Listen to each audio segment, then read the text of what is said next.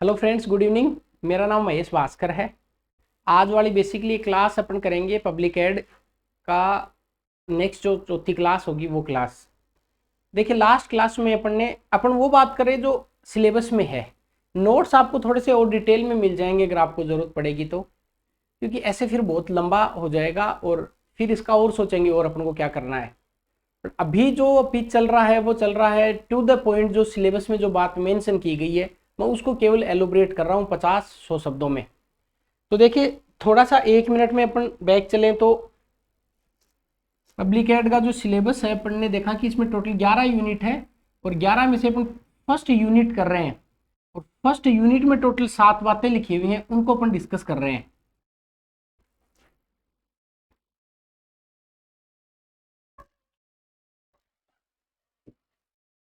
देखिए, इसमें पहली है कि पब्लिक एड का लोक प्रशासन का अर्थ क्या है।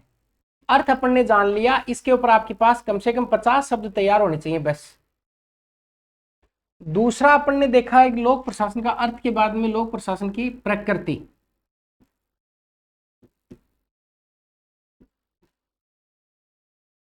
उसके बाद में देख लेंगे लोक प्रशासन की भूमिका।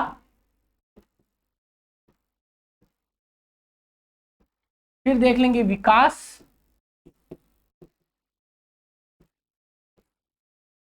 फिर देख लेंगे इसके अध्ययन के अधिगम। फिर देख लेंगे नवीन लोक प्रशासन। लोक प्रशासन का अर्थ, प्रकृति, क्षेत्र, भूमिका, विकास, अध्ययन और एनपीए। आज वाली जो अपन क्लास करेंगे इसमें करेंगे पब्लिक एडमिनिस्ट्रेशन का विकास कैसे हुआ।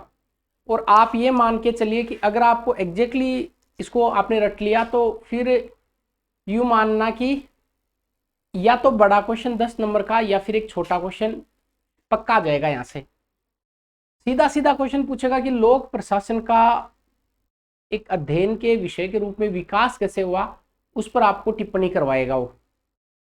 तो और देख लिया। और देखिए, जब ये टॉपिक अपना पूरा होगा तब जो कुछ छुट्टी बातें वो भी पूरी हो जाएंगी। तो आपने लोक प्रशासन का थोड़ा सा बेसिकली अर्थ जान लिया। उसके बाद में लोक प्रशासन की प्रकृति, जो एग्जाम में जो चीज आएगी बहुत करीब शॉर्ट नोट्स में मैं उनको करवा रहा हूँ, केवल डिटेल नहीं करवा रहा हूँ कि अनावश्यक। तो फिर ये पूरा एक सब्जेक्ट है जिसमें 500 पेज 600 पेज का एक सब्जेक्ट है। आरएस में जो क्वेश्चन आ सकते हैं प्रोबेबली अपन उनको कर रहे हैं।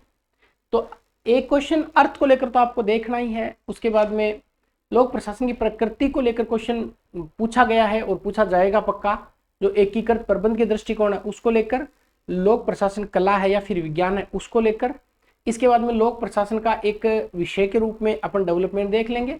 फिर लोक प्रशासन का क्षेत्र भी देखेंगे अपन, लोक प्रशासन का भूमिका भी देख लेंगे अपन, जो इम्पोर्टेंस है वो भी देखेंगे। और नवीन लोक प्रशासन पे भी 50 शब्द तैयार करके आपको रट के जाने हैं और अध्ययन के अधिगम भी अपन देख लेंगे। तो ये 7 के 7 बिंदु अपने कंप्लीट हो जाएंगे। अभी आप हेडिंग लगाएंगे एक अध्ययन विषय के रूप में।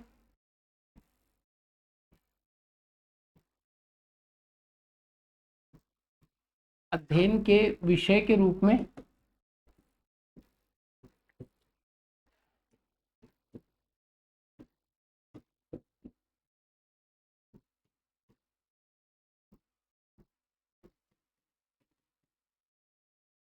लोक प्रशासन का डेवलपमेंट विकास। एक अध्ययन के विषय के रूप में लोक प्रशासन का डेवलपमेंट किस प्रकार से हुआ, विकास किस प्रकार से हुआ। और सही में अगर आपने ये याद किए कर लिया तो फिर इसमें तीनों प्रकार के क्वेश्चन पूछे जा सकते हैं कि as a discipline public administration का इवोल्यूशन किस प्रकार से हुआ, या फिर as a discipline public administration का डेवलपमेंट किस प्रकार से हुआ। और डेवलपमेंट के वेरियस इसके चरण हैं, बहुत सारे चरण हैं जिनको अपन को जानना है। तो अध्ययन के विषय के रूप में लोक प्रशासन का डेवलपमेंट कैसे हुआ उसकी बात अपन यहाँ पे करेंगे। तो देखिए, अध्ययन के विषय में लोक प्रशासन का विकास है, इसमें या तो 15 शब्दों में क्वेश्चन पूछा जा सकता है, या फिर 50 शब्दों में क्वेश्चन पूछा जा सकता है, या फिर 100 वर्ड में क्वेश्चन पूछा जा सकता है। आपको ये बता दूं कि ये तीनों ही इंपॉर्टेंट है, 15 शब्द, 50 शब्द और 100 शब्द। क्योंकि ऐसा माना गया कि जो लोक प्रशासन है ये ऐसे एक साथ इमर्ज नहीं हुआ। धीरे धीरे धीरे धीरे डेवलपमेंट वाइज सब्जेक्ट का विकास हुआ है। और इसका क्यों, हर एक सब्जेक्ट का विकास होता है। फिर विकासों को अपन ने चरण में बांट दिया, पहला चरण, दूसरा चरण, तीसरा, चौथा, पांचवा, कुल मिला के 5 चरण। कई जगह 6 भी लिखे हुए मिलेंगे, उसको मैं लास्ट में क्लियर कर दूंगा कि 5 या 6 क्यों है। तो पब्लिक एडमिनिस्ट्रेशन का जो डेवलपमेंट वो 5 चरणों में हुआ है। इसका मतलब या तो इंडिविजुअल एक चरण पर क्वेश्चन पूछा जा सकता है कि लोक प्रशासन के प्रथम चरण, जिसका इंडिविजुअल नाम है राजनीति प्रशासन द्विभाजन, उस पर टिप्पणी करो 15 शब्द में। या फिर लोक प्रशासन के अगर विकास के डेवलपमेंट के चरण लिखे तो आप इसको बता देना है। इसका मतलब ये अगर आपकी हेडिंग है कि अध्ययन के विषय में लोक प्रशासन का विकास किस प्रकार से हुआ, डेवलपमेंट किस प्रकार से हुआ, ये अपन को यहाँ पे समझना है। तो सबसे पहले इंट्रोडक्शन से शुरू करेंगे, अपन इंट्रो लिखेंगे इसका कि इंट्रो क्या हो सकता है कि लोक प्रशासन का जो अध्ययन के विषय के रूप में जो डेवलपमेंट है, इसका आप इंट्रो क्या दे सकते हैं। बहुत लंबा चौड़ा इंट्रोडक्शन नहीं देना होता है, क्योंकि जैसे लंबा चौड़ा इंट्रोडक्शन देंगे तो फिर यूं मान के चलिए कि फिर आप अपनी संभावनाएं तो उधर थोड़ी कम कर देते हैं अगर लंबा इंट्रोडक्शन दे रहे हैं तो। इसका मतलब आप मान के चलिए कि 2 लाइन का इंट्रो, 2 लाइन भी ज्यादा हो जाती है, आप 2 लाइन का ही आप मान के चलिए कि इंट्रोडक्शन देंगे या फिर इसका भूमिका वगैरह लिख देंगे। इसमें आप लिखेंगे कि स्वतंत्र विषय के रूप में लोक प्रशासन का इतिहास 130 वर्ष पुराना है, ऐसा एक लाइन लिखेंगे। और फिर लिखेंगे अध्ययन की सुगमता के लिए इसको 5 चरणों में बांटा गया है। बहुत ज्यादा इसमें अनावश्यक कुछ डिटेल्स में जाना नहीं है, अनावश्यक डिटेल्स इसमें डिस्कशन करनी नहीं है। अपन कहते हैं कि इसके डेवलपमेंट के जो स्टेप हैं, जो चरण हैं, उनको अपन 5 कैटेगरीज में डिवाइड कर सकते हैं। और इसका जो हिस्ट्री है वो 130 वर्ष पुराना है, इतना लिख के आप फिर 1 बाय 1 स्टेप पे चले जाएंगे। ठीक है, तो आप क्या लिखेंगे, पहली लाइन ये लिखेंगे कि लोक प्रशासन का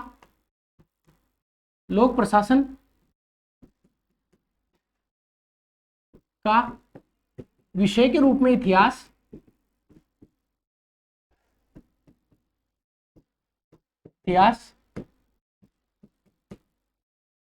130 वर्ष पुराना, और या लगभग 100 वर्ष पुराना भी लिख सकते हैं।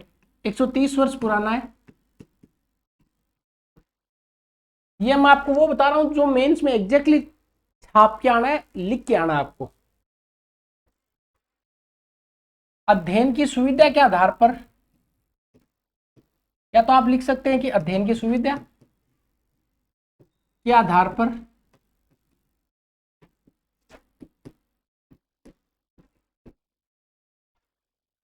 इसके विकास को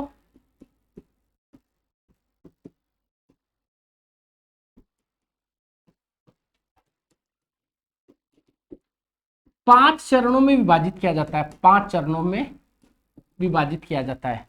हालांकि यहाँ पे आपको दिखने में 1 2 3 4 लाइन हो गई, पर 4 लाइन नहीं लिखनी है, आपको केवल परीक्षा में 2 लाइन लिखनी है। भूमिका आपको हेडिंग नहीं लगानी है, सीधा सीधा लिखना है कि लोक प्रशासन का विकास 130 वर्ष पुराना है, या लोक प्रशासन का इतिहास 130 वर्ष पुराना है, और अध्ययन की सुविधा के लिए 5 भागों में बांटा गया है। तो पहले तो आपको ये क्लियर कर लेना है।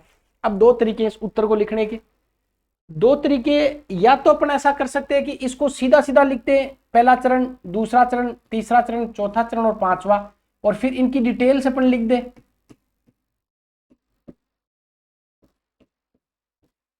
एक तरीका तो हुआ ये, मैं सारे तरीके बताऊंगा आपको किस उत्तर लिख सकते हैं। दूसरा तरीका क्या है, दूसरा तरीका इस प्रकार से लिख सकते हैं, पब्लिक एडमिनिस्ट्रेशन लोक प्रशासन, फिर लिखेंगे प्रथम चरण, इधर लिखेंगे द्वितीय चरण, इधर लिखेंगे 3rd चरण, इधर लिखेंगे 4th चरण, और इधर लिखेंगे 5th चरण, और उनकी डिटेल लिख देंगे। एक तरीका ये है, इसको यहां से शुरू करेंगे और आप अपनी वाली वो पूरी पैराग्राफ वाली स्टाइल लिख देंगे। एक तरीका और है,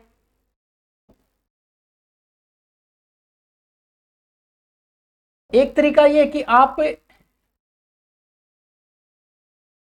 ये तो वो इंडिविजुअल पॉइंट, यहां पे आप ग्रुप्स में प्रथम चरण, फिर द्वितीय चरण, फिर इनकी डिटेल्स, फिर 3rd चरण इनकी डिटेल, फिर 4th चरण इसकी डिटेल, और फिर 5th चरण इसकी डिटेल। ये आपकी कॉपी को खूबसूरत बनाने के लिए आप इनमें से किसी भी मेथड का यूज कर सकते हैं। तो इसमें इस उत्तर को लिखने के लिए बस दिमाग में ये वर्ड आपके बिल्कुल याद होने चाहिए कि लोक प्रशासन का जो इतिहास है वो 130 वर्ष पुराना है और अध्ययन की सुविधा के लिए लोक प्रशासन का जो डेवलपमेंट है इसे 5 भागों में बांटा जा सकता है या 5 चरणों में से विभाजित किया जा सकता है। ठीक, अब आपको कौन सा तरीका सुटेबल लगता है मैं उसी तरीके से बताता हूँ, इस तरीके से बताता हूँ, फिर इसको भी अप्लाई कर लेंगे, इसको भी कर सकते हैं। ये तो कभी यूज नहीं करना है, इसको तो मैं क्रॉस मार रहा हूँ, पैराग्राफ वाला तो कभी यूज नहीं करना, पॉइंट्स वाला ही यूज करना है। ठीक, ये भी बेस्ट तरीका है, ये तो और अच्छा है ही, ये अच्छा है। टोटल 20 क्वेश्चन है तो 20 में अपन अलग अलग तरीके लगा के चलेंगे।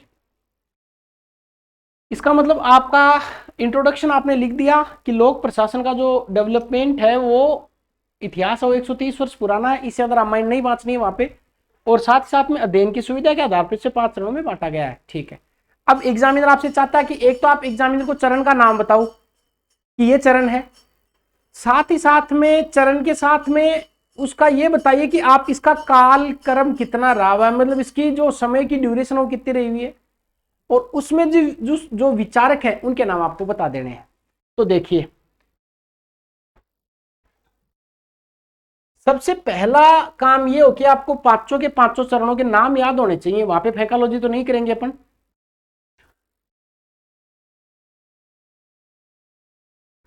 पांचों के पांचों चरण में तो मैं पहला चरण लिखता हूं, देखिए नंबर 1 फर्स्ट चरण। अगर आपको चरण याद है और आपने चरण लिख दिए, कुछ सन वगैरह लिख दी, तो भी बहुत शानदार काम हो जाएगा। एग्जामिनर को लगेगा आपके पांचों के पांचों चरण याद है, तो आपने लिखा प्रथम चरण, और इस चरण का लिख दिया आपने राजनीति प्रशासन द्विविभाजन, ऐसा आपने लिख दिया यहाँ पे कि इस चरण का नाम है राजनीति। मैं बताता हूं इसका मतलब क्या होता है, राजनीति प्रशासन द्विविभाजन।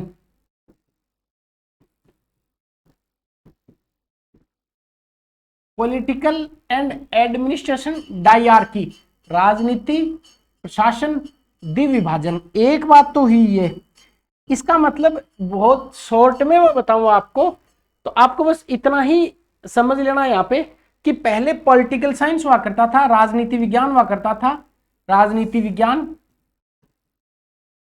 और ये जो राजनीति विज्ञान है, मान के चलिए कि इसी में पब्लिक एडमिनिस्ट्रेशन भी शामिल था, राजनीति विज्ञान में ही पब्लिक एड था। राजनीति विज्ञान में आपने देखा होगा कि आपने कार्यपालिका पढ़ा होगा, कार्यपालिका। सरकार के जब अंग पढ़ते हैं तो अपन 3 अंग पढ़ते हैं, विधायिका, कार्यपालिका और न्यायपालिका। और फिर कार्यपालिका को अपन 2 भागों में बांट के पढ़ लेते हैं, एक स्थायी कार्यपालिका और एक अस्थायी कार्यपालिका। अस्थायी कार्यपालिका फिर 2 प्रकार की होती है, वास्तविक कार्यपालिका और नाम मात्र की कार्यपालिका, नाम मात्र की। इसकी बात अपन पॉलिटिकल साइंस में करेंगे तो डिटेल से पढ़ेंगे, अभी आप ये समझे। राजनीति प्रशासन द्विविभाजन, इसका मतलब है कि पहले ये माना जाता था, ये देसी भाषा में बता रहा हूं आपको प्रोफेसर नहीं बनना अभी पब्लिक एड का, पहले ये माना जाता था कि पॉलिटिकल साइंस और पब्लिक एडमिनिस्ट्रेशन दोनों एक है। वुड्रो विल्सन अमेरिका के राष्ट्रपति, भूतपूर्व राष्ट्रपति वे, उन्होंने बताया कि साहब ये पॉलिटिकल साइंस अलग है। मैं क्लियर करता हूं, पॉलिटिकल साइंस अलग है और पब्लिक एडमिनिस्ट्रेशन अलग है। हालांकि उस समय तक पब्लिक एडमिनिस्ट्रेशन वर्ड का कोई इंपॉर्टेंस नहीं था। उन्होंने कहा कि देखो राजनीति अलग है और प्रशासन अलग है। इसका मतलब होता है कि राजनीति है वो तो नीतियां बनाने का काम करेगा, और प्रशासन जो है मतलब जो स्थायी कार्यपालिका है वो नीतियां लागू करने का काम करता है। तो कुल मिला के इस चरण में यह कहा गया कि देखो राजनीति विज्ञान अलग है और प्रशासन अलग है, फिर प्रशासन आगे लोग प्रशासन बनेगा। पर अभी इतना ही मान लो कि प्रथम चरण में आपके दिमाग में क्या था कि बस पॉलिटिकल साइंस एक घेरा था, उससे खींच के पब्लिक एड को बाहर निकालने का प्रयास किया गया। हालांकि नाम उसका शुरुआत में पब्लिक एडमिनिस्ट्रेशन नहीं दिया, आपको बताऊं मैं। घेरे में से पॉलिटिकल साइंस कई सब्जेक्ट्स की जननी है, इसमें से एक सब्जेक्ट को उठाया और अलग करने का प्रयास किया प्रथम चरण में। पहले अलग करेंगे, फिर उसमें विकास करेंगे, फिर उसको इनरीच करेंगे, फिर डेवलप करेंगे, फिर बड़ा करके पब्लिक एड बना देंगे, ऐसा। तो प्रथम चरण में क्या हुआ, प्रथम चरण में हुआ कि साहब ये बात सामने आई कि देखो राजनीति अलग है, प्रशासन अलग है, ये अपने अपने फील्ड में काम करते हैं। ये बात सबसे पहले किसने बताई, ये बात सबसे पहले वुड्रो विल्सन ने बताई। तो आपको पहले चरण का नाम याद हो गया। देखो, राजनीति अलग है, प्रशासन अलग है, ये द्विविभाजन हो गया कि द्विविभाजन कर देंगे। इसका जो समय है वो 1887 से लेके 1926 तक का है। अब आपके दिमाग में 1887 क्यों? प्रिंसटन विश्वविद्यालय में वुड्रो विल्सन प्रोफेसर हुआ करते थे। उनका उन्होंने एक लेख लिखा, द स्टडी ऑफ एडमिनिस्ट्रेशन, एक लेख प्रकाशित किया और उस लेख में कई सारे तर्क दिए कि राजनीति अलग है, प्रशासन अलग है। तो 87 का काल से प्रथम चरण मान लिया गया। पहले किसी के दिमाग में ही नहीं आया, यूं मान के चलिए कि राजनीति और प्रशासन का द्विविभाजन होना चाहिए। बात समझ में आ गई क्या? अब आपको और क्या समझ में आया कि नहीं आया, पर आपको एग्जामिनर को ये थोड़ा सा ये संदेश दे देना कि हमें ये पता सारी सारी बातें बस। तो सबसे पहले इसका कालखंड बताओ, कांग्रेस की स्थापना कब हुई थी भारत में? 1885 को, उसके 2 साल बाद की बात है। और साइमन कमीशन के 1 साल पहले की बात है, इसके बीच का पीरियड है। तो प्रथम चरण है वो 1887 से लेके और 1926 तक चला। आपके ये बात समझ में आ गई? तो एग्जामिनर को सबसे पहले तो आप चरण लिखेंगे तो राजनीतिक प्रशासन द्विभाजन लिखेंगे, उसमें ये सन मेंशन कर देंगे। और यहाँ पे आपको 3 विचारकों के नाम परीक्षा में लिख के आने हैं, उनकी किताबों के नाम लिख के आने हैं। थोड़ा टफ होगा, पर अगर ये लिख लेंगे तो फिर आपकी कॉपी अलग होगी कि आपने कई सारी चीजें लिखी है। इसमें एक वुड्रो विल्सन है, एक गुडनाउ है, एक एल डी वाइट है। किताबों के नाम आपको ट्रिक से याद करवाने की कोशिश करूंगा। इसमें बस इतना याद रखेंगे कि पहले चरण की ये हो गया, सन हो गई। और इसमें 3 विचारकों के नाम आपको याद रखने हैं। 3 विचारक,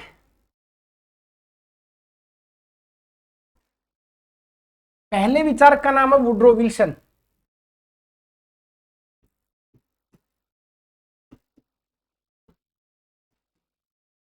इन्होंने लिखा द स्टडी ऑफ एडमिनिस्ट्रेशन, मैं हिंदी में लिख देता हूं, the study of administration.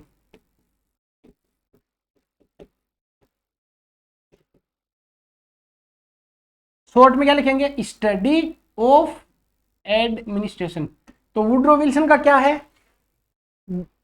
Study of administration है, मतलब प्रशासन का अध्ययन। गुड नाउ की किताब है पॉलिटिक्स एंड एडमिनिस्ट्रेशन। तो दूसरे विचार को गुड नाउ, अब थोड़ा सा टफ पड़ेगा पर याद कर लेते हैं। गुड नाउ, पॉलिटिकल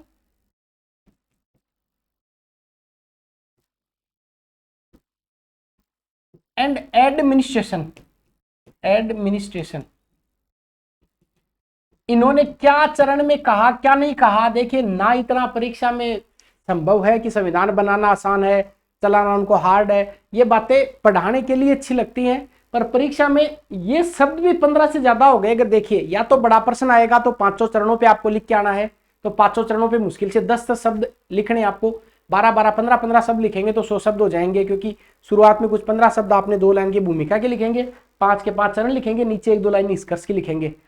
स्मार्ट करना है। और अगर 15 शब्द में है तो 15 शब्द में ये एक चरण ही ज्यादा पड़ गया, तो फिर अनावश्यक चीजें का यहाँ पे लिखने का क्या मतलब होगा? याद इतना ही करना जितना लिख के आना है। गुड नाउ ने लिखा political and administration. L D white जो है, एल डी वाइट ने पहली बार पब्लिक एडमिनिस्ट्रेशन वर्ड यूज किया। जैसे एक ने पाठ्य पुस्तक लिखी, एक को राजनीति, ये पब्लिक एडमिनिस्ट्रेशन का पिता वुड्रो विल्सन को कहा जाता है, अमेरिकी पब्लिक एडमिनिस्ट्रेशन का पिता गुडनाउ को कहा जाता है। एल डी वाइट ने लिखा the study of public administration. Public ad की पहली पाठ्य पुस्तक इन्होंने लिखी, पर इसका कोई ज्यादा खास यहाँ पे महत्व है नहीं। The study of public administration, L D white.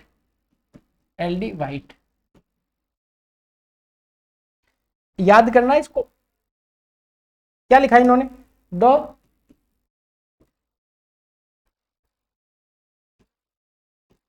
Study of, तो यहां तक तो सेम है, द स्टडी ऑफ।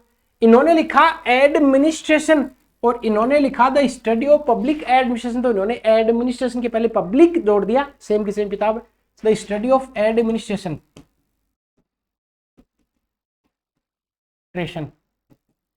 पॉलिटिक्स, ये पॉलिटिकल नहीं, पॉलिटिक्स एंड एडमिनिस्ट्रेशन।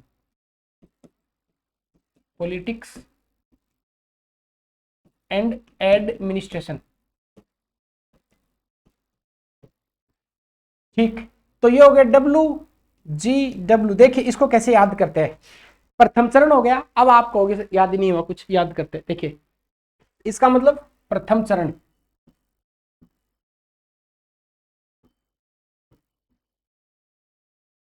ठीक। प्रथम चरण के लिए आपको ध्यान रखना है इसका सन कब से कब तक है, 1800 बताओ कब से, सबको सता दिया 87 में, और 1926 तक का हो गया। एक बात तो ये, इसमें कितने विचारकों का आपको याद रखना है, तो आप कहेंगे सर इसमें विचारक हैं लगभग 3, और भी बहुत सारे विचारक हो सकते हैं, लगभग 3 विचारकों की डिटेल आपको याद रखनी है। इसमें एक विचारक है, उनका नाम है डब्लू। अब डब्लू में आप अपने आप समझ जाएंगे क्या है, जी और डब्लू, ये क्या हुआ। अब देखिए इसको शॉर्ट कैसे करते हैं, डब्लू का क्या हुआ,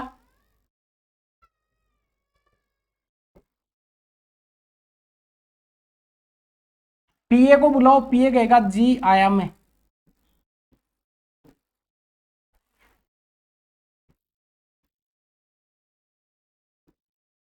तो समझ में आया, ये एक चरण पूरा हो गया। और सही में अगर देखिए मेरा थोड़ा सा अलग है इसको याद करने का तरीका, मैं आपको बता दूं। प्रथम चरण, प्रथम चरण का आपको समय 1887 1926 तक हो गया। डब्ल्यू का मतलब होता है यहाँ पे Woodrow Wilson, W for Woodrow Wilson हो गया। वुड्रो विल्सन की किताब है study of administration, study of administration. उसके बाद में गुड नाउ, गुड नाउ की क्या है, जी, जी से क्या, पीए को बुलाओ, पीए जी, गुड नाउ की है पॉलिटिक्स एंड एडमिनिस्ट्रेशन। और अब व्हाइट का, एलडी व्हाइट का जो है वो डब्ल्यू से वापस याद कर लेंगे, एलडी व्हाइट का, इसको देखेंगे स्टडी ऑफ, ये तो एस ओ ए तो इसका था, और S O P A study of public administration.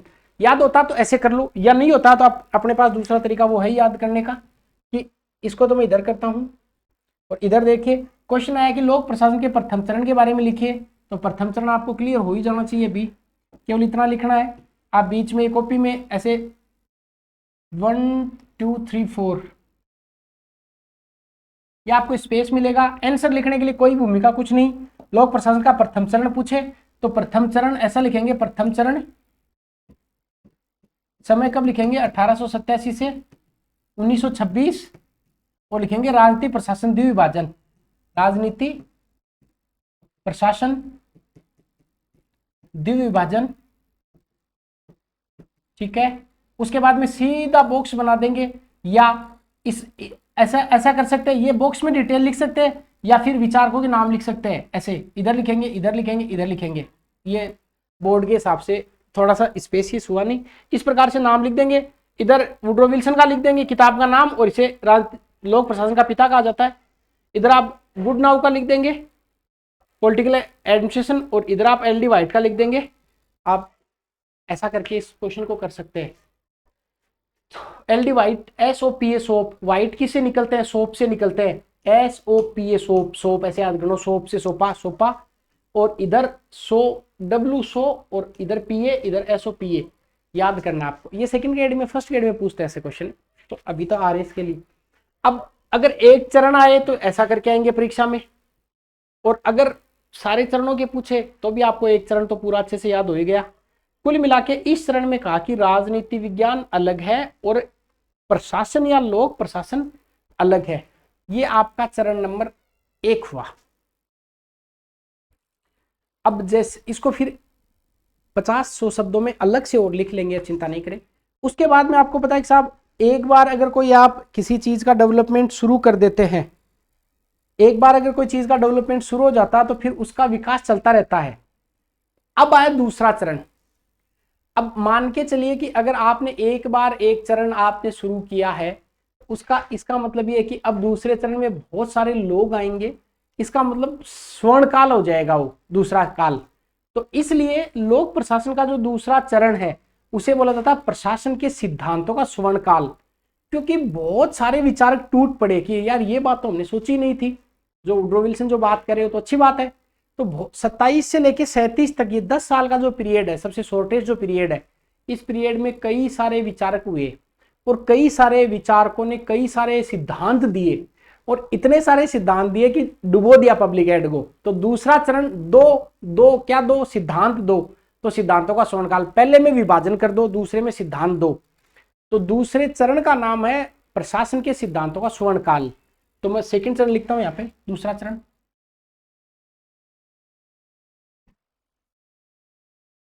दूसरा चरण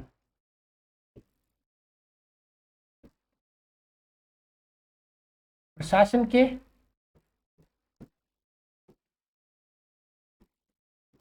सिद्धांतों का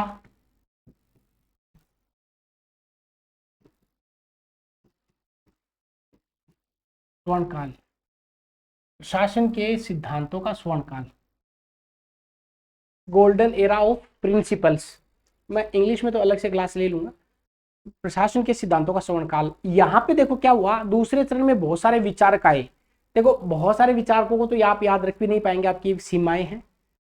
इसमें कुछ जैसे विलोबी था, मुनेवरेले, गुलिक व उर्विक, इन्होंने कुछ सिद्धांत दिए, और इन सिद्धांतों के आधार पर पब्लिक एडमिनिस्ट्रेशन जो प्रशासन है उसमें डेवलपमेंट हुआ दूसरे चरण में।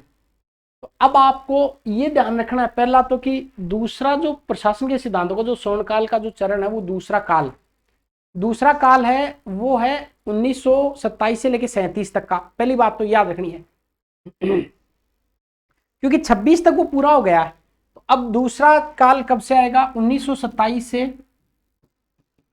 37 तक। पहली बात तो ये लिख के आनी है, एग्जामिनर तब खुश होगा आपसे, क्योंकि प्री में तो आ नहीं रहा है, केवल मेंस के लिए आ रहा है, इसलिए उतने लिमिटेड फैक्ट याद कर लीजिए जो परीक्षा में लिखने हैं।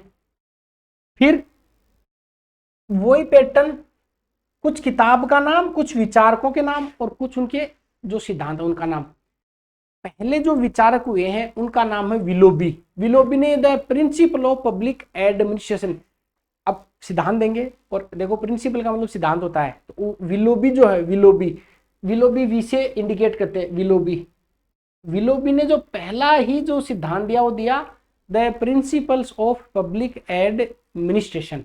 इसका मतलब लोक प्रशासन के सिद्धांत किसने दिए, विलोबी ने। तो दूसरे चरण में विलोबी।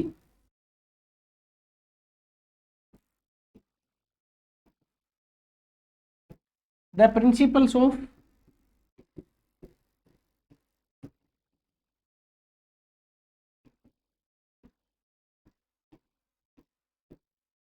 पब्लिक एडमिनिस्ट्रेशन,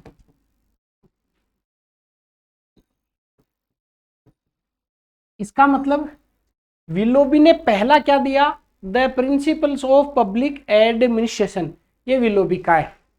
विलोबी के बाद में दो लोग आए, मुने व रिले। मुने व रिले ने लिखा ऑनवर्ड इंडस्ट्री। देखो इसको याद करना पड़ेगा आपको, मुने पहले विलोबी आए, फिर मुने व रिले आए, फिर गुलिक व उरिक, इन तीन के याद रख लेंगे तो चल जाएगा काम। तो विलोबी के बाद में अगले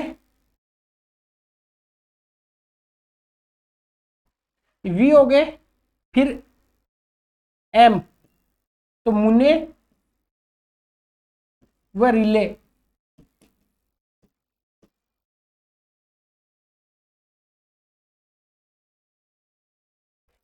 देखो ऑनवर्ड का मतलब होता है आगे आगे की तरफ। जैसे मैं कहूँ कि कल क्लास 4 बजे से ऑनवर्ड्स होगी, मतलब आगे तक होगी। तो जैसे गांव में कोई ऐसे ऐसे ही एक फर्जी तरीके से याद करा रहा हूँ, जैसे गांव में कोई आपको कहे कि मुन्ना तुम्हारी इंडस्ट्री कैसे चल रही है, तो कह रिले रेस की तरह चल रही है। तो मुन्ने को पूछा कि तुम्हारी इंडस्ट्री कैसे चल रही है, रिले रेस की तरह। रिले रेस होती है, आपने देखा ना कि एक 100 मीटर की रेस होती है, 100 गुना 4 मीटर, जो रिले रेस होती है, जो शॉर्ट रेस होती है, रिले रेस। तो मुन्ना को पूछा कि तुम्हारी इंडस्ट्री कैसे चल रही है, तो उन्होंने कहा कि रिले की तरह चल रही है, ऑनवर्ड इंडस्ट्री। तो मुन्ने व रिले के जो बुक है उसका नाम है ऑनवर्ड इंडस्ट्री। मैं हिंदी में लिखता हूं ऑनवर्ड इंडस्ट्री।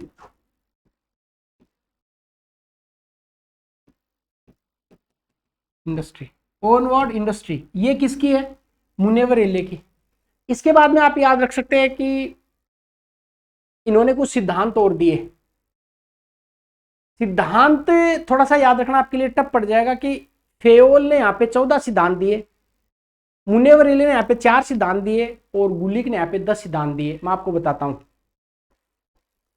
अब कई सारे विचारक हैं, कई सारे विचारकों के नाम है यहाँ पे। हो सकता है कोई किताब आप पब्लिक एड की लाए तो 5 विचारकों के नाम यहाँ पे और मिल जाए।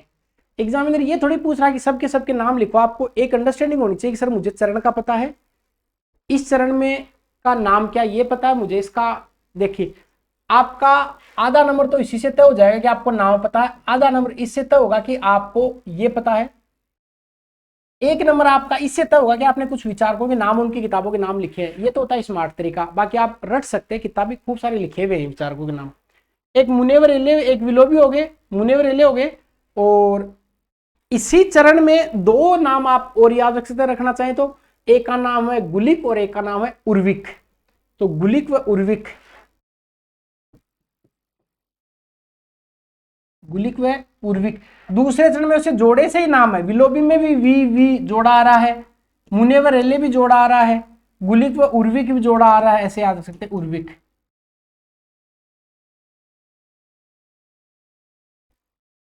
इनका शायद था the paper on science of public administration पर। ये वो याद रखने की जरूरत आपको मेरे हिसाब से नहीं पड़ेगी इनकी किताब का नाम, ठीक है। ये जब सेकंड ग्रेड की तैयारी कर रहे हैं तब ये याद करने की जरूरत पड़ती है। अब आप कहोगे सर सिद्धांत तो आए ही नहीं इसमें, अभी तक तो केवल विचारकों के नाम लिखे हैं। हाँ, इन्हीं विचारकों ने कुछ सिद्धांत दिए, जैसे फेयोल, फैसे फेयोल। तो अब यहाँ पे फेयोल का नाम भी लिख सकते हैं, पर लिखना क्यों है, एडिशनल नाम आ जाएगा फेयोल। फेयोल में एफ आ रहा है, 14 में एफ आ रहा है। फेयोल ने 14 सिद्धांत दिए। मुनेवर रिले रेस, रिले रेस या तो 100 मीटर की होती है या 100 गुना 4 की होती है। तो मुनेवर रिले ने 4 सिद्धांत दिए। मुनेवर रिले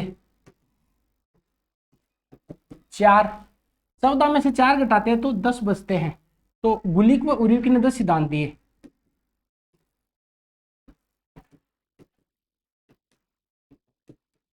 अगर इतना लिख दिया, 15 शब्दों में पूछा जाए आपसे कि ये प्रश्न पूछा हुआ है, नहीं ये नहीं पूछा, पहले वाला राजनीति प्रशासन द्विविभाजन पर लिखिए, 15 शब्दों में पूछा। 15 शब्दों में इसका चरण का बता दिया कि लोक प्रशासन का प्रथम चरण है और इसका ये समय ड्यूरेशन रहा हुआ है और इसमें ये 3 विचारक रहे हुए हैं, सफिशियंट है।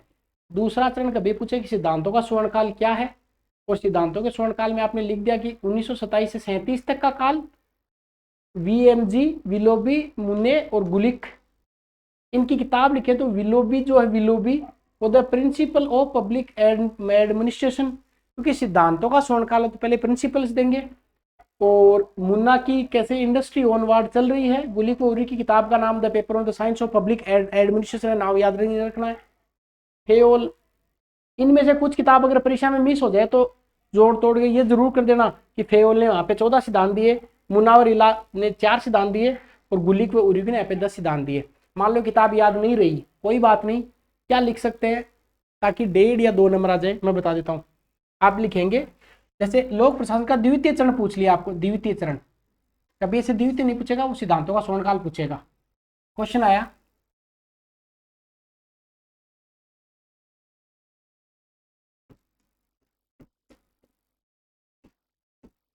सिद्धांतों का स्वर्णकाल ऐसे आएगा, ये आया। शुरुआत क्या करनी है, नंबर 1, ये मान लो आपकी कॉपी होगी, पूरा ही बता देता हूँ आपको, ये आपकी कॉपी है। इसमें पहली लाइन में आप लिखेंगे लोक प्रशासन का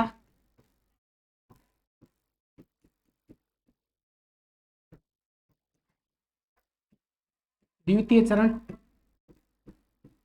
और ब्रैकेट में लिखेंगे 1927 से 37। ठीक, एक लाइन पूरी हो गई। तो एग्जामिनर को पता लग गया कि आप फैकालॉजी नहीं करेंगे, आपको पता है। दूसरे में इस काल में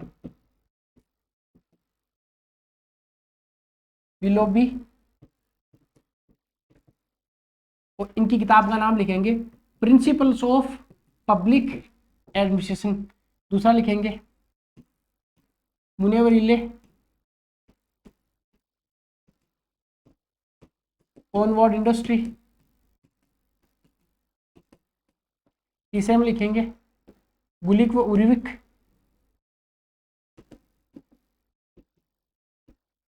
और इनकी किताब का नाम लिखने की जरूरत नहीं है। इसमें सिद्धांत दिए गए, थोड़ा सा पेन बदल के, वो लाइन बदल के सिद्धांत, पेन नहीं बदलना है क्योंकि कॉपी स्कैन होगी, कोई मतलब नहीं रहेगा पेन बदलने का, सब ब्लैक दिखेगा वहां पे। सिद्धांत, सिद्धांतों में आपको नाम लिख देना है, फिर एक लिख देना जैसे विलोबी का, विलोबी का नहीं, फेयोल का। फेयोल के 14 सिद्धांत में आपको पढ़ाऊंगा आगे जाके। फेयोल, फेयोल ने 14 सिद्धांत दिए, मुनेवरीले ने 4 सिद्धांत दिए, गुलिकोवरिक ने 10 सिद्धांत दिए, 14, 4 और 10। ये आपने कर दिया ना, इतना सही में सफिशियंट है। इसमें आपको 2 में से 2 भी अवार्ड हो सकते हैं, पुणे 2 भी हो सकते हैं, इससे कम नहीं देगा एग्जामिनर आपको इतना लिखने के बाद में। अब हो सकता है कि फालतू की रामायण वो 40 शब्दों में लिख दे पर वो काम क्या आएगी। अब अगर देखा जाए तो मान लो 100 शब्दों का भी क्वेश्चन आ गया, 50 शब्दों का आ गया, तो भी आपके पास मसाला 50 शब्दों का हो गया पूरा। 100 शब्दों का आएगा तो तैयार है ही, और 15 शब्दों में आएगा तो तैयार है ही, 2 चरण पूरे हो गए। अब इतने सारे सिद्धांत दे दिए इस समय में कि यूं लगने लग गया कि यार ये पब्लिक एड है या फिर कोई साइंस या मैथ्स है। इतने सारे सिद्धांत दे दिए, बहुत सारे विचारक आए, इन्होंने अपने अपने सिद्धांत दिए कि ये करेंगे ये होगा, ये करेंगे ये होगा। मतलब आदमी को आदमी समझा ही नहीं गया, ये समझ लिया कि इन पे प्रैक्टिकल करना है। भाई पब्लिक एडमिनिस्ट्रेशन में का ऑब्जेक्टिव क्या है, किसी संगठन का ऑब्जेक्टिव है ज़्यादा से ज़्यादा प्रोडक्शन करना, उत्पादन करना। तो फिर व्यक्ति को व्यक्ति नहीं समझ के, मजदूर को मजदूर नहीं समझ के, श्रमिक को आदमी नहीं समझ के, उसको मशीन की तरह ट्रीट किया गया कि इतने सारे प्रिंसिपल सिद्धांत लगाएंगे तो ये आउटपुट निकल के आएगा। इतने सारे ड्रामे हुए तो फिर तीसरा चरण है वो चुनौतियों का काल आ गया। तो तृतीय चरण है वो चुनौतियों का काल आया। तो लोक प्रशासन का देखिए समय बदलता है, अब पता नहीं कब समय बदल जाए। दूसरा चरण स्वर्णकाल था, तीसरे में चुनौती आ गई, और चौथा और गड्ढे में चला गया, वहां तो पहचान तक का संकट हो गया।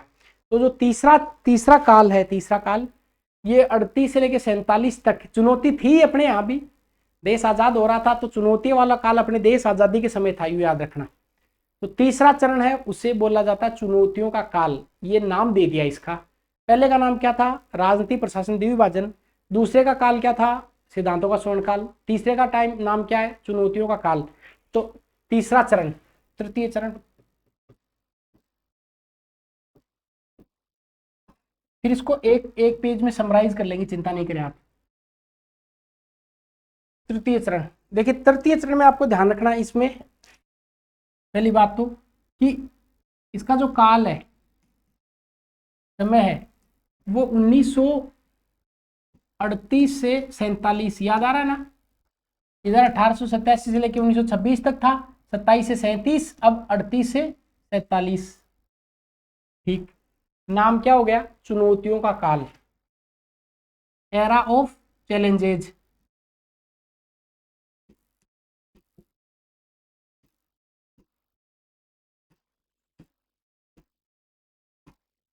ठीक, क्यों चुनौतियां, क्योंकि बहुत सारे जो विचारक थे उन्होंने क्रिटिक किया इसको, आलोचना करी इसकी कि पब्लिक एडमिनिस्ट्रेशन जो है वो कोई साइंस थोड़ी कि आपने इतने सारे सिद्धांत दे दिए। देखिए एक विचारक हुए चेस्टर बर्नार्ड, एक विचारक हुए हर्बर्ट साइमन, एक विचारक हुए रॉबर्ट डेहल।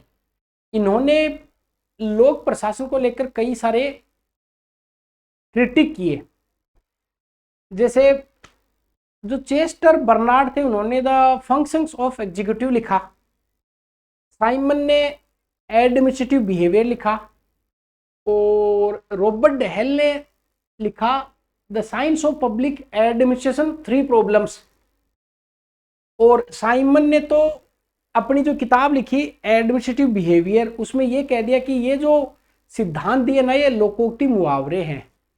कुल मिला के जो उस समय के जो बड़े विचारक थे, जिसमें चेस्टर बर्नार्ड थे, हर्बर्ट साइमन थे, रॉबर्ट डेहल थे, उन्होंने कहा कि दूसरे चरण में इतने सारे सिद्धांत आपने दिए हैं तो पब्लिक एड में ऐसे सिद्धांत दे दे फिर ये साइंस ही हो जाएगा। पब्लिक एड या फिर पॉलिटिकल साइंस या हिस्ट्री ज्योग्राफी, ये तो आर्ट्स के सब्जेक्ट है ना, इसमें इतने सारे सिद्धांत, कोई साइंस थोड़ी है ये। इसलिए उन्होंने इसकी आलोचना करी, इस सब्जेक्ट की आलोचना करी। सब्जेक्ट की आलोचना करी तो फिर चौथा चरण तो पहचान का संकट आ गया। कुछ विचारक पॉलिटिकल साइंस की तरफ चले गए, कुछ पब्लिक एड को आगे बढ़ा रहे या नए डेवलपमेंट किए। पर कुल मिला के तीसरा जो काल है, तीसरा जो चरण है, इसे चुनौतियों का काल बोला गया। हो सकता है आपकी सारी सारी चीजें इंटरलिंक नहीं हो पा रही होंगी, पर हाँ इंडिविजुअल चीज आप अगर याद रखते हैं तो भी आपका काम बन जाएगा परीक्षा में। फिर आज आपको 2-3 क्वेश्चन भी दिए जाएंगे, उनको आपको लिखना है, टेलीग्राम पे आपको भेज देना है। आप ये काम कर लेना है, ठीक है।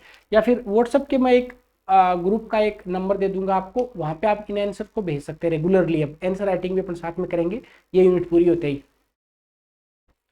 चुनौतियों का काल आपको याद रखना है कि साहब इसमें भी 3 लोग, मैंने 3-3 2-2 3-3 ही रखे हैं ताकि आप लोगों को दिक्कत नहीं है। 3 चुनौतियों का काल, इसमें कुछ समर्थक हैं कि यहाँ पे क्या लिखेंगे साहब, इसका नाम चुनौतियों का काल है क्योंकि लोक प्रशासन के जो सिद्धांत थे उनको चुनौतियां मिलनी शुरू हो गई, ठीक है।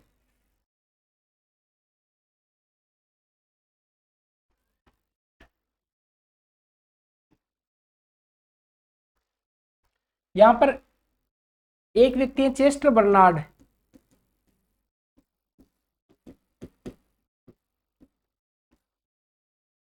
ठीक है, हर्बर्ट साइमन,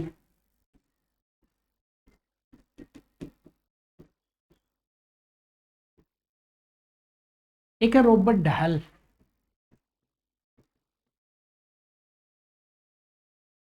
ठीक।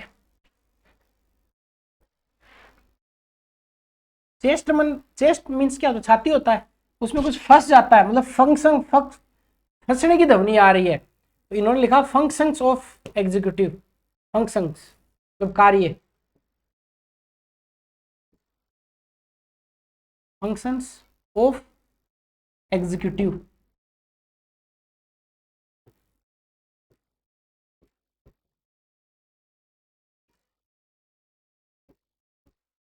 फंक्शंस ऑफ एग्जीक्यूटिव ये लिख दिया इन्होंने। हर्बर्ट साइमन ने लिखा administrative behaviour, administrative behaviour.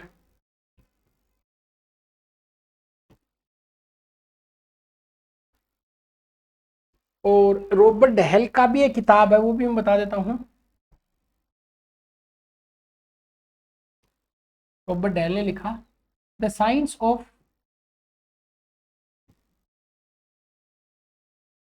Public administration, public administration 3 problems.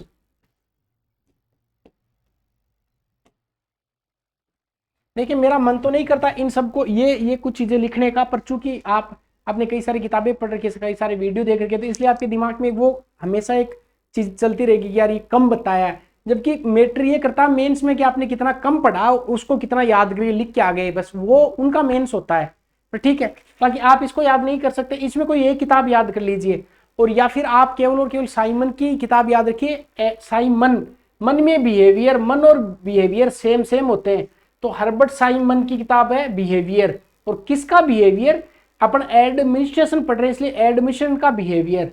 और इसमें इसने क्या कहा कि जो पब्लिक एड के जितने सारे सिद्धांत है उनको लोकोक्ति और मुहावरे, प्रोवर्ब्स का, इसलिए इंपॉर्टेंट है। तो इन्होंने क्या कहा, सिद्धांतों को लोकोक्ति और मुहावरे, कि ऐसे लोकोक्ति मुहावरे क्या मतलब है इनका, तो इतनी सारी आलोचना हुई तो अपने आप चुनौती मिलनी शुरू हो गई इनको, सिद्धांतों को। तो सिद्धांतों को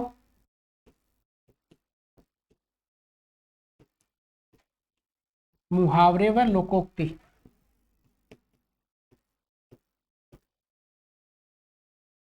कहा। तो क्या सीखे, तीसरा चरण, तीसरे चरण में आप याद रखेंगे तीसरा चरण है उसका जो समय है वो 1938 से लेकर 47 तक है, चुनौतियों का काल है। चेस्टर बर्नार्ड, हर्बर्ट साइमन और रॉबर्ट डहेल थे। चेस्टर बर्नार्ड ने फंक्शंस ऑफ एग्जीक्यूटिव लिखा, हर्बर्ट साइमन ने एडमिनिस्ट्रेटिव बिहेवियर लिखा, और रॉबर्ट डहेल ने the science of public administration 3 problems, 3 problem इन्होंने बताई थी। एक मूल्य के बारे में बताया था, एक मनुष्य के बिहेवियर के बारे में बताया था, एक शायद परिवेश के बारे में बताया था, आगे मैं इस पर डिस्कस करूंगा। ये 3 प्रॉब्लम इन्होंने बताई। और इन्होंने, साइमन ने कहा कि मेरा मन ही नहीं करता है ये मुहावरे लोकोक्तियों में। ये तीसरा चरण पूरा हो गया।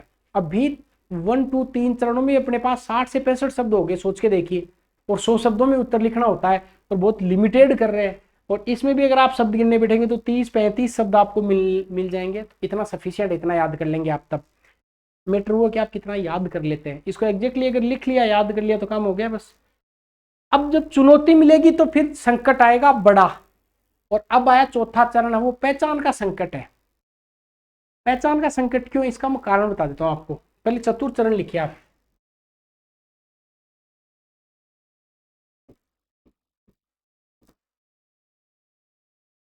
चतुर्थ चरण, इसे बोला जाता है पहचान का संकट काल।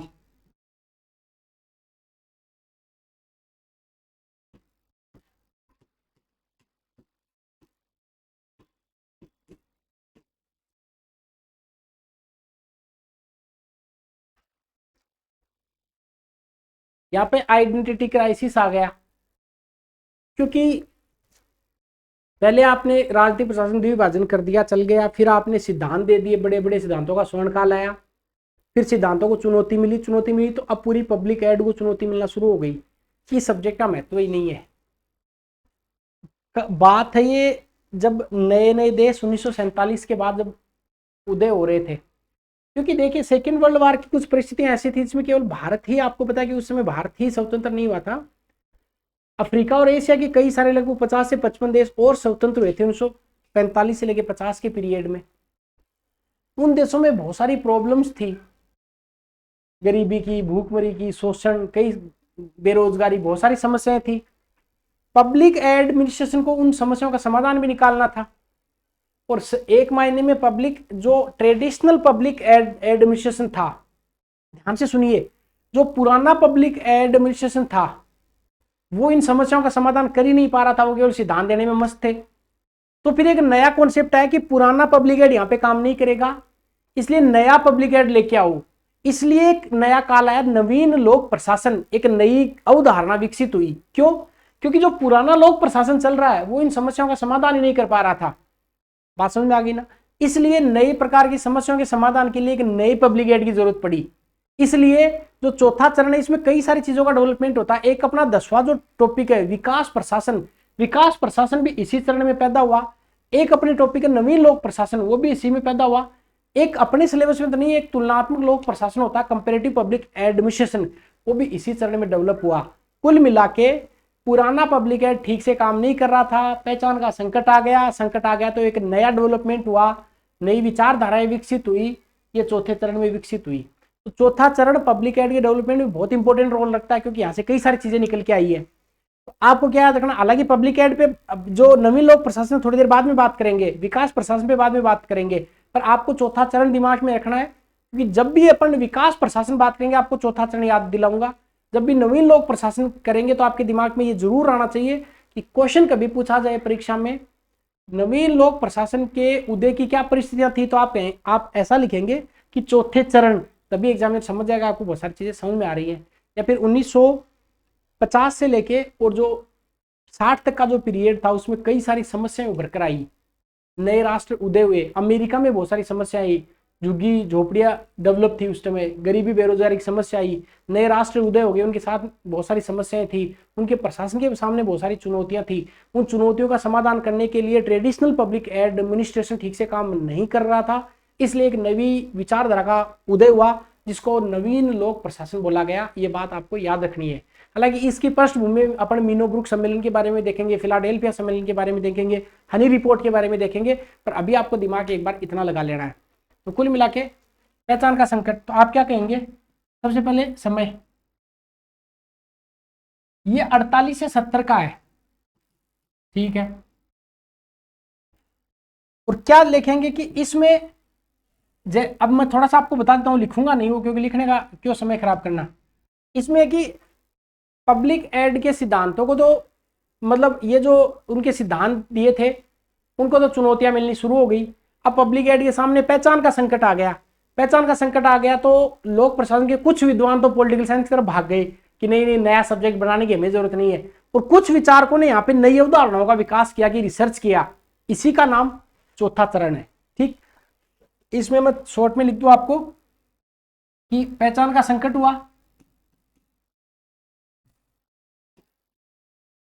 पहचान संकट, एक बात तो ये, कुछ विचारक थे वो वापस पॉलिटिकल साइंस की तरफ भागे, राजनीति विज्ञान की तरफ लौट गए, राजनीति विज्ञान की तरफ लौट गए कि भाई हमसे यहाँ पार नहीं पड़ेगी।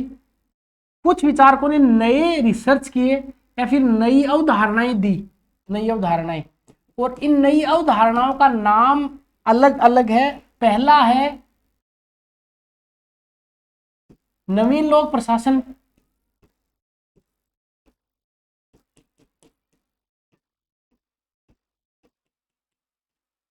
दूसरी है विकास प्रशासन,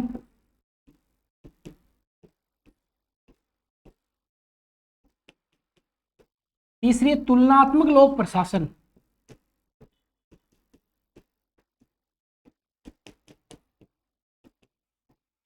बात समझ में आ गई क्या? आपको चौथे चरण में ये लिख के आना, पहचान का संकट, कि लोक प्रशासन के सिद्धांतों को चुनौती मिली और 1948 से लेकर 70 तक का पीरियड। अब मान लो आपको कोई पूछ ले कि नवीन लोक प्रशासन क्यों आया या क्या है, तो आप देसी भाषा में क्या बताएंगे कि जो पुराना लोक प्रशासन था वो समस्याओं का समाधान नहीं कर रहा था, उसकी आलोचना हुई तो नई अवधारणा विकसित हुई, उसे नवीन लोक प्रशासन बोला गया। विकास प्रशासन कि अब केवल प्रशासन का काम केवल लिमिटेड नहीं है, विकास प्रशासन, प्रशासन को पुलिस राज्य की अवधारणा से बाहर निकल के, नियामकीय राज्य की अवधारणा से बाहर निकल के, रेगुलेटरी स्टेट की बाउंड्री से, रिजीम से बाहर आकर और बहुत सारे डेवलपमेंट के काम करने हैं प्रशासन को अब। इसलिए आज का जो प्रशासन लॉ एंड ऑर्डर के साथ साथ में कल्याणकारी योजनाएं, शिक्षा है, स्वास्थ्य है, रोटी कपड़ा मकान, महिला बाल विकास, पर्यावरण, पशु, एग्रीकल्चर, इंडस्ट्री, इन पे फोकस करता है, क्योंकि नया डेवलपमेंट नया विकास। अब तुलनात्मक लोक प्रशासन, लोक प्रशासन का तुलनात्मक रूप से स्टडी करना, यह लोक प्रशासन का चौथा चरण आपको याद रख लेना है। इसके बाद आपको याद रखना है पांचवा चरण, जो कि कोई खास याद रखने की जरूरत वैसे नहीं है, पर केवल लिखने के लिए लिखवा देता हूं ताकि आपका 100 शब्दों का उत्तर पूरा हो जाए। अगला लिखिए पंचम चरण। अब आप कहोगे इन पे बात, ये अपने सिलेबस में अलग से लिखा हुआ, ये अपने सिलेबस में अलग से, पर है इसी से निकला हुआ। दो, ये 10वीं यूनिट है अपनी, और ये इसी यूनिट में छठा पॉइंट लिखा हुआ है। यूनिट नंबर फर्स्ट का छठा पॉइंट यही है, जिसको मैं अलग से पढ़ाऊंगा आराम से। इसकी भूमिका, इसका इतिहास, इसकी विशेषताएं, इसकी किताबें, इसकी आलोचना, इसका महत्व है, वो यहाँ पे देखेंगे। अब बात करते हैं पंचम चरण की। पर हाँ, जैसे ही अपन पूरा कर लेंगे पांचवा चरण, इसके बाद सीधा नवीन लोक प्रशासन हेडिंग लगाएंगे, क्योंकि आपके सिलेबस में लिखा हुआ है। अब बात करते हैं पंचम चरण। पंचम चरण को कुछ नहीं याद करना है, इंडिविजुअल कभी परीक्षा में नहीं पूछा जाएगा, केवल 100 शब्दों का क्वेश्चन है, तो उसके साथ में अपन को पंचम चरण लिख के चलना, बस ये आपको याद रखना है। अब क्यों कई किताबों में 6 चरण और कई किताबों में 5 चरण लिखे, उसकी बात अब कर लेते हैं। देखिए, बताया जाता है कि 1970 तक तो हो ही गया, 1971 से लेके और वर्तमान तक 5वां चरण चल रहा है। कुछ विचार कहते हैं कि नहीं, 1971 से 1990-91 एलपीजी रिफॉर्म तक 5वां चरण, और 1991-92 से और वर्तमान तक 6ठा चरण चल रहा है, बस इतना ही है। तो आप केवल 5 चरण लिख देंगे तो भी ठीक है, परीक्षा में कोई फर्क नहीं पड़ेगा, और अगर 6 लिखेंगे तो भी फर्क नहीं पड़ेगा। तो लिख सकते हैं 5वां चरण, आपको चलो 6 ही बता देते हैं अपन। 5वां 6ठा 7 लिख सकते हैं या अलग अलग लिख सकते हैं, कोई फर्क नहीं पड़ना इससे। बहुत सारी किताबों में 5 है, बहुत सारे में 6 है। वो इसलिए कि 71 से लेकर 91 तक कुछ विचारकों ने कहा कि ये अलग काल है, और फिर एलपीजी से लेकर वर्तमान तक का एक अलग काल है, पर अपन 71 से वर्तमान तक कर देते हैं, वर्तमान तक।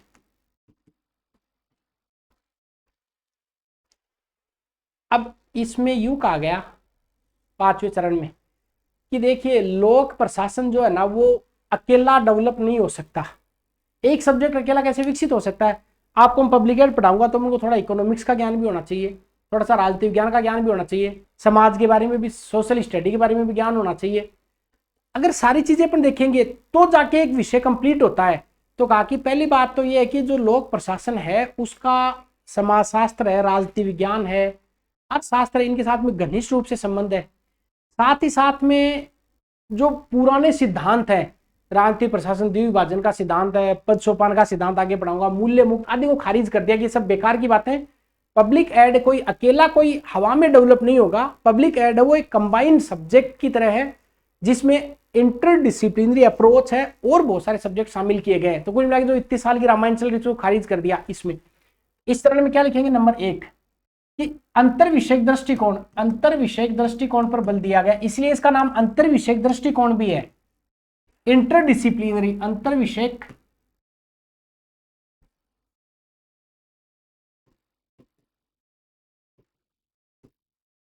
अंतर विषयक दृष्टिकोण पर बल दिया, दृष्टिकोण, इंटरडिसिप्लिनरी अप्रोच पर बल दिया गया।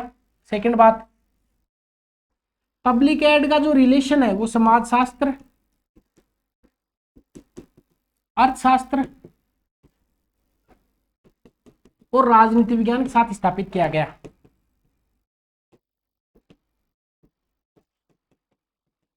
ठीक है। और साथ ही जो सिद्धांत चल रहे थे जिसमें राजनीति, प्रशासन, द्विविभाजन है, पद सोपान है, इनको खारिज कर दिया गया। तो जो सिद्धांत दिए हुए थे पहले के सिद्धांत, उनको क्या कर दिया, खारिज कर दिया। ये साहब आपके हो गए पब्लिक एड के 5 चरण। 100 शब्दों का क्वेश्चन तैयार हो गया, एक टॉपिक तैयार हो गया, 15-15 शब्दों वाले क्वेश्चन तैयार हो गए। 1 मिनट में बता देता हूं अपने क्या क्या पढ़ा है। सबसे पहले देखिए, अब इस क्वेश्चन को अलग तरीके से लिखते हैं।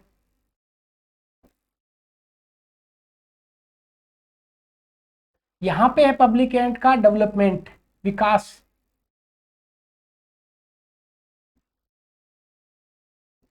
किसके रूप में, विषय के रूप में। ठीक, तो आप पहला क्या लिखेंगे, प्रथम चरण। प्रथम चरण कब से कब तक है, 1887 से 26 तक। ठीक,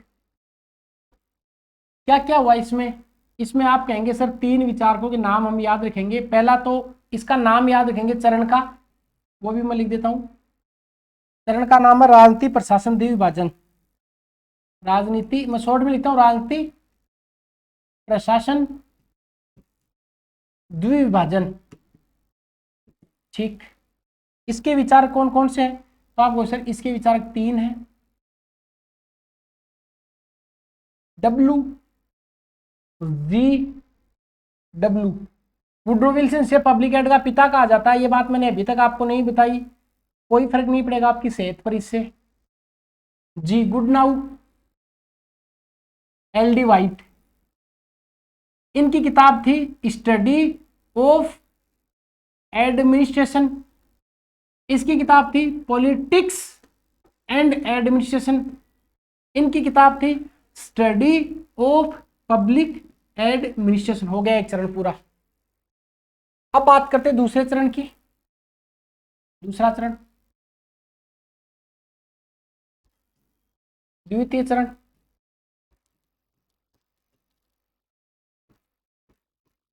सबसे पहला समय तो 1927 से 33 तक। नाम क्या है, सिद्धांतों का स्वर्णकाल। मैं स्वर्णकाल लिख दूं, समझ जाओगे आप, स्वर्णकाल।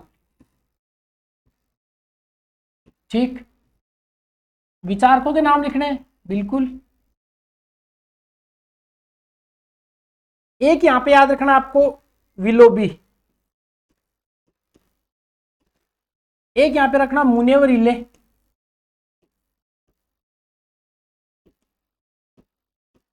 एक याद रखना उर्वी को गुलिक।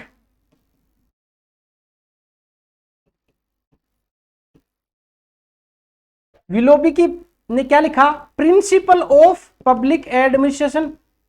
मुनेवरिले ने क्या लिखा, ऑनवर्ड इंडस्ट्री। गुलिक और लिखा paper of science of public administration पर छोड़ दो। फिर इसमें सिद्धांत दिए गए। फेओल ने कितने सिद्धांत दिए, फेओल ने 14। मुनेवरिले ने कितने दिए, 4। और गुलिक ने कितने दिए, उर्वी को गुलिक ने 10। हो गया, ये हो गए 2 चरण। ठीक, अब बात करते पब्लिक एड के तीसरे चरण की। तीसरा चरण, तृतीय चरण।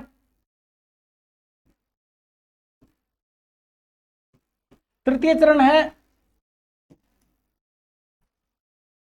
1938 से लेकर 47 तक।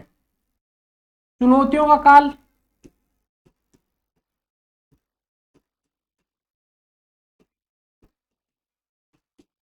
चुनौतियां कितने तरफ से मिली, 3 तरफ से मिली। एक का नाम था हर्बर्ट साइमन या चेस्टर बर्नार्ड लिखा था पहले, चेस्टर बर्नार्ड। दूसरे थे हर्बर्ट साइमन और तीसरे थे Robert Dahl, Robert Dahl, Dahl. ठीक, चेस्टर बर्नार्ड की थी functions of executive, functions of executive. Herbert Simon की थी एडमिनिस्ट्रेटिव बिहेवियर और रॉबर्ट डहल की थी science of public administration. 3 problems पर अभी नहीं बताई मैंने आपको, इसने मुहावरे और लोकोक्ति कहा। ठीक है, ये हो गए 3 चरण। अब बात करते हैं थोड़ा सा चौथे चरण की। चौथा चरण तो और ही खतरनाक है, जिसमें था पहचान का संकट। पहचान का संकट हुआ तो ये काल हुआ 1948 से लेकर 70 तक, और इसमें कुछ विचारक तो पॉलिटिकल साइंस की तरफ चले गए और कुछ ने नए सिद्धांत दिए, जिनका नाम क्या क्या है, एक तुलनात्मक लोक प्रशासन, एक है विकास प्रशासन, और एक है नवीन लोक प्रशासन। अब अपनी हेडिंग अगली नवीन लोक प्रशासन ही होगी, नवीन लोक प्रशासन। अंतिम जो चरण है 6वें नंबर का, 5वें नंबर का जो चरण, ये अंतर्विषयक चरण है। अंतर्विषयक, इसमें कहा गया कि समाजशास्त्र, इकोनॉमिक्स और राजनीति विज्ञान आदि के साथ संबंध स्थापित करना चाहिए। अगर 15 शब्द में आए, एक उठा के लिख के आ जाना। 100 शब्दों में आए तो 100 शब्दों का मसाला आपके पास में तैयार हो गया। इसको जितनी बार याद कर सकते उतनी बार कर लीजिए, तो इसी का आंसर राइटिंग प्रैक्टिस कर लीजिए। आंसर राइटिंग कोई हवा में थोड़ी करनी है, ये आपको याद है, एग्जैक्टली छाप दीजिए, हो गई आंसर राइटिंग प्रैक्टिस। और करना क्या होता है, चलिए मिलते हैं अपने नेक्स्ट क्लास में। नेक्स्ट क्लास की हेडिंग मैं अभी बता दूं आपको, यहां से छोड़ा अपन ने नवीन लोक प्रशासन अपने सिलेबस में है, तो हेडिंग लगाओ नवीन लोक प्रशासन। नवीन लोक प्रशासन, नवीन लोक प्रशासन जैसे ही करेंगे उसके बाद में एक ही टॉपिक और बचेगा, और ये अपना एक अध्याय पूरा हो जाएगा, जो लगभग 30% सिलेबस रखता है, फिर तो हो जाएंगे फटाफट। ये हो गया नवीन लोक प्रशासन, ठीक है। नवीन लोक प्रशासन में अपन देखेंगे नवीन लोक प्रशासन का उदय कैसे हुआ, इसकी विशेषताएं क्या क्या, कुछ किताबों के नाम, इसकी आलोचनाएं करेंगे, खूब सारी बातें करेंगे। मिलते हैं नेक्स्ट क्लास में।